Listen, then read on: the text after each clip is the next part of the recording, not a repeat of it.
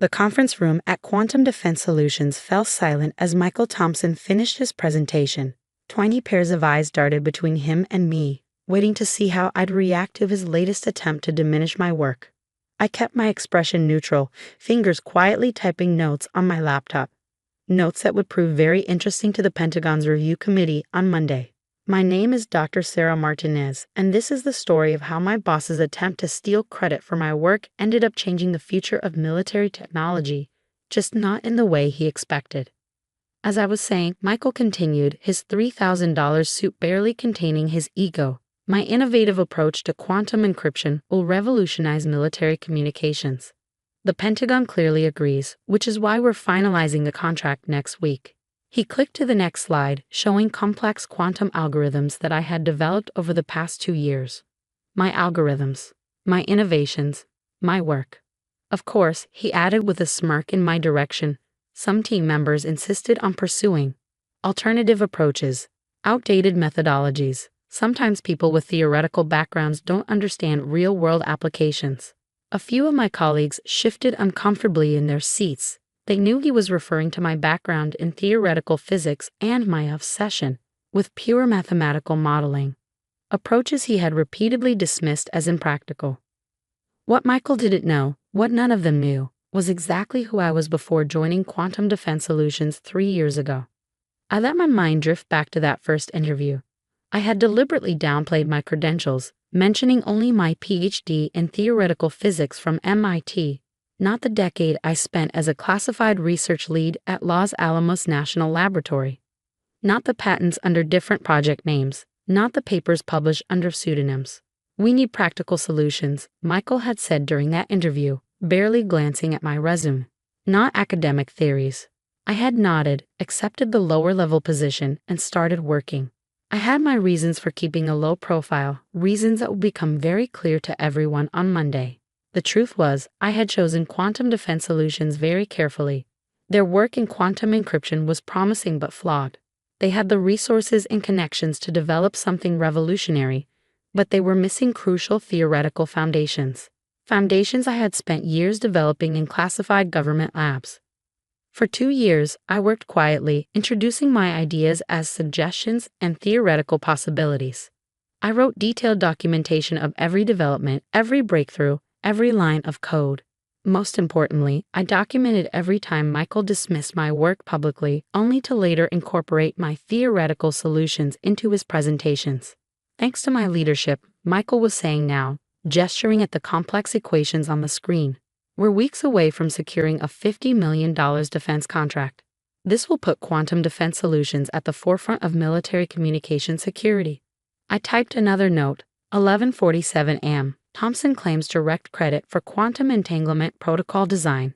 Reference: original documentation dated 18 months prior, page 147 of submission to Pentagon. The meeting continued with Michael outlining his vision for the company's future. Every few minutes, he would throw another subtle dig at my work, my approach, my contributions. Each time, I added to my notes, cross-referencing with the extensive documentation I had submitted directly to the Pentagon's review committee. What Michael didn't realize was that his presentation today was the final piece I needed, the final proof of systematic intellectual theft and credit misappropriation. "Any questions?" Michael asked, concluding his presentation with a self-satisfied smile. I raised my hand, keeping my voice professionally neutral. "Could you clarify the basis for the quantum entanglement protocol? The mathematical foundation seems familiar." His smile tightened slightly. "The technical details aren't important right now. What matters is that my design works." "Of course," I said softly. "I just thought the approach looked similar to the one I proposed last year. The one you said was too theoretical to be practical." The room temperature seemed to drop a few degrees. Michael's face flushed, but he recovered quickly. "Sarah," he said, his condescension cranked to maximum, "I know you mean well, but this is precisely why we need strong leadership to turn abstract theories into real solutions.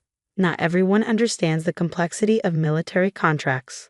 I smiled, thinking of the classified projects I had led, the generals I had briefed, the technologies I had developed that were now protecting vital military communications worldwide. "You're right," I said, closing my laptop. not everyone understands. After the meeting, I retreated to my modest office, deliberately located far from the executive floor. The walls were covered with whiteboards filled with equations, the kind Michael loved to mock as too academic. What he saw as theoretical abstractions were actually the building blocks of the most advanced quantum encryption system ever developed. My phone buzzed. A message from Dr. James Chen at the Pentagon. Documentation received.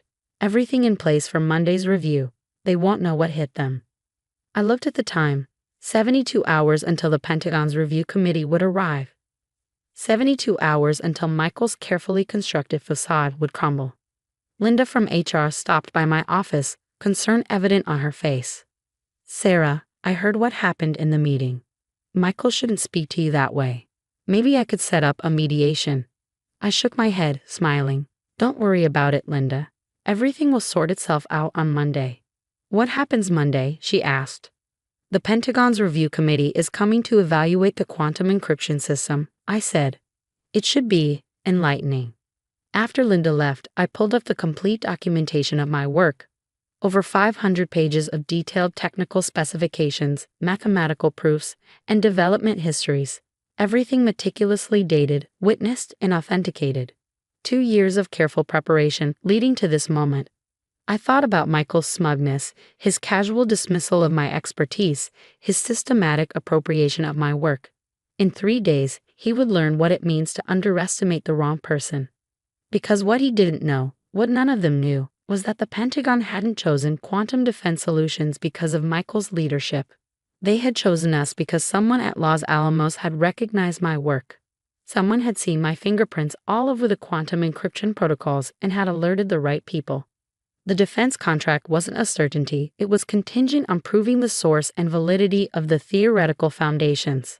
Foundations that I had documented in extensive detail, long before joining Quantum Defense Solutions. I packed up my laptop, taking one last look at the equations on my whiteboards. In the center was a complex formula, the key to making quantum encryption practical for military applications. Michael had presented it today as his breakthrough innovation. On Monday, he would learn who really held the keys to this kingdom. And as I walked out of the office that evening, I couldn't help but smile at the thought of what was coming. Sometimes the best revenge isn't about getting even. It's about revealing the truth in a way that no one can deny or ignore. Monday was going to be very interesting indeed. Monday morning arrived with the kind of clarity that only comes before life-changing moments. I got to the office at 6:00 a.m., well before anyone else. The Pentagon Review Committee would arrive at 9:00 a.m. sharp, and I wanted everything perfect. The conference room looked like a war room, with my technical documentation arranged in precise stacks, each section color-coded and cross-referenced. On the walls, I had mounted clear acrylic boards showing the key quantum encryption algorithms. My original work from Los Alamos, now evolved into something even more powerful. At 8:30, Michael burst into the room, his usual confidence slightly frayed around the edges. "What is all this?" he demanded, gesturing at the documentation. "I prepared the presentation materials yesterday. These are the technical specifications the Pentagon requested," I said calmly, straightening a stack of papers. "The complete development history of the quantum encryption system." His face reddened. "I didn't authorize this." "Remove it immediately." "Actually," a new voice said from the doorway, "those documents are exactly what we're here to review." We turned to see Dr. James Chen from the Pentagon standing there, accompanied by 3 other people I recognized instantly. Dr. Maria Rodriguez, my former supervisor from Los Alamos, General David Harrison, head of military communication security, and Dr. William Turner, the Pentagon's chief of quantum technology research. Michael's demeanor changed instantly, professional smile sliding into place. "Dr. Chen, welcome. I'm Michael Thompson, head of development. I've prepared a comprehensive presentation of my quantum encryption breakthrough." "Your breakthrough?" Dr. Rodriguez interrupted, her eyebrow raised. She turned to me. "Dr. Martinez, it's been a while. 3 years since Los Alamos?" The color drained from Michael's face as he looked between us. "Los Alamos. Perhaps we should all sit down," I suggested, gesturing to the conference table. "There's quite a bit to discuss." The next hour was one of the most satisfying of my professional life. Dr. Chen began by pulling out a folder containing my original quantum encryption research from Los Alamos. Classified work that had laid the theoretical foundation for everything Quantum Defense Solutions was now trying to sell. 2 years ago, he explained to an increasingly pale Michael, we noticed striking similarities between your company's quantum encryption proposals and classified work previously done by Dr. Martinez at Los Alamos National Laboratory. That's impossible, Michael stammered. Sarah is just a junior researcher. She, Dr. Martinez, General Harrison corrected firmly, holds multiple classified patents in quantum encryption. She led the Quantum Shield project at Los Alamos, developing the theoretical framework that makes quantum-secure military communications possible. Dr. Turner stepped in, pulling up side-by-side comparisons of my original Los Alamos work and the innovations Michael had presented as his own. The quantum entanglement protocols you claim to have developed, he said, pointing to the complex equations. Dr. Martinez published these under a classified designation 3 years before joining your company. The mathematical proofs, the implementation frameworks, they're all her work. Michael's face had turned an alarming shade of gray. I didn't know. Clearly, Dr. Rodriguez said dryly. What's interesting is how these highly classified approaches ended up in your presentations, claimed as your own work. I opened my laptop, pulling up my documented history of the past 2 years. I can help with that, I said, projecting a timeline onto the wall screen. I've maintained detailed records of how my original research was systematically appropriated and presented as original development by Mr. Thompson. The timeline was damning. Every instance of Michael dismissing my theoretical suggestions, followed by him presenting those same ideas as his own breakthroughs. Every meeting where he had taken credit for my work. Every email where he had belittled my expertise while simultaneously stealing it. This is a lie, Michael protested weakly. A conspiracy to undermine my leadership. Actually, Dr. Chen interrupted. This is exactly why we're here. The Pentagon doesn't just want to review the technology.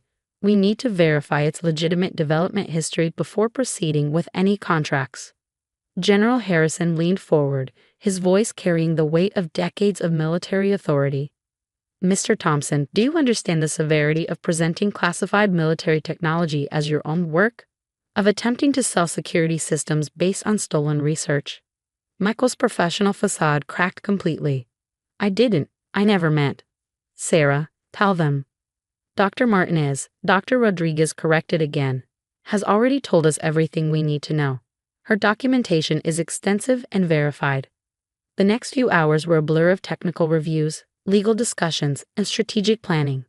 By lunch, Michael had been escorted from the building by security, his access revoked pending a full investigation. But the real surprise came in the afternoon session. Dr. Martinez, General Harrison said, the Pentagon isn't just interested in the encryption system. We want to establish a new quantum security division, combining theoretical research with practical military applications. We'd like you to lead it. I looked at the proposal they laid out. A $200 million contract, 10 times what Michael had been pursuing. Full creative control. A team of the best quantum physicists and engineers in the country.